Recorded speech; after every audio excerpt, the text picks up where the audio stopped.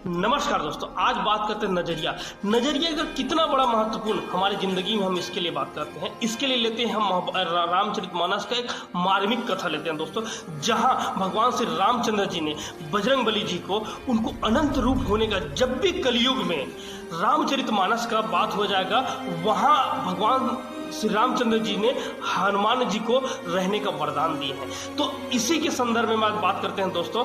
तो एक बाबा रामदेव है जो रामचरितमानस की कहानी बहुत अच्छे से बताते हैं। तो उनकी कहानी को सुनने के लिए बजरंगबली जी रोज आते हैं और रोज बरगद में बैठ के रोज कहानी सुनते हैं। एक दिन जब बाबा रामदेव कहानी बता रहे थे और उनको वही राम, वही सीता, वही लव, वही कुछ सारा चीज उनको याद आता है।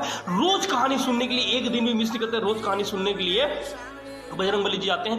एक दिन होता क्या है, बातों बातों में बाबा रामदेव बोलते हैं कि जब भगवान बजरंगबली जी अशोक वाटिका गए थे तो वहां सुंदर सफेद सफेद फूल खिले थे और बहुत खूबसूरत दृश्य था। इतने से ही बोले और इतने से बात को सुन के बजरंगबली बरगद से धड़ाम से नीचे आए और बोलते हैं क्या बात करते हो महाराज, जब मैं अशोक वाटिका गया था तो फूल सफेद नहीं लाल खिले थे। तो उनको बाबा रामदेव बोलते हैं आप कौन? तो बोलते हैं जिनकी तुम कहानी बताते हो वही बजरंग तो मैं हूँ, वही हनुमान तो मैं हूँ। तो वो बोलता है कि मैं कैसे मानूं कि तुम ही बजरंगबली।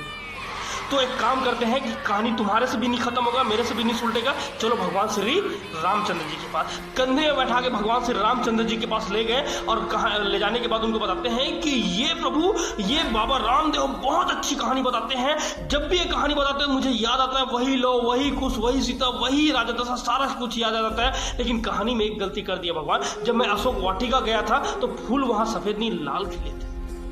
इसने वही गलती कर दी महाराज। तो भगवान श्री रामचंद्र जी ने कहानी उनके सुनने के बाद बोलते हैं कि बेटा बजरंग, कहानी इनका तो फटे में टांग की लोड़ा है, उसकी कहानी वो जो भी बोले।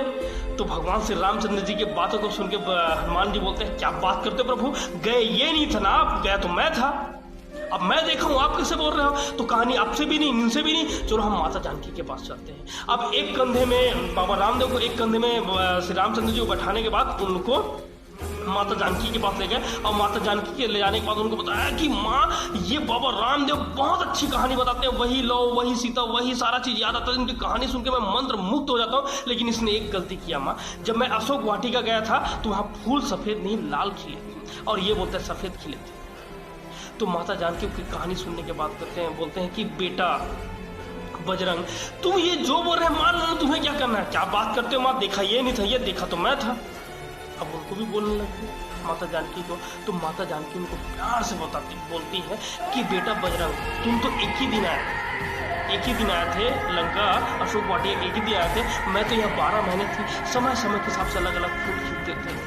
तो ऐसा कैसे बोल सकते हो कि फूल उस टाइम पर लाल खिले थे? तो बोलते क्या बात करते हो, मैं देखा मैं था, आप थोड़ी देखे थे। तो माता जानकी उनको बोलते हैं कि जब तुम अशोक लंका आए थे तो तुम श्री रामचंद्र जी के दूध बन के आए थे। माता जानकी को आपके हर लिया गया था तो गुस्से से लाल होके आए थे। तुम्हें जब गुस्से से तुम क्रोधित थे, तुम्हारा आंख पर लाल हो गया था गुस्से से। तुम्हें बेटा जब तुम गुस्से से लाल थे तो तुम्हें सफेद का चीज तुम्हें लाल दिखाई दी।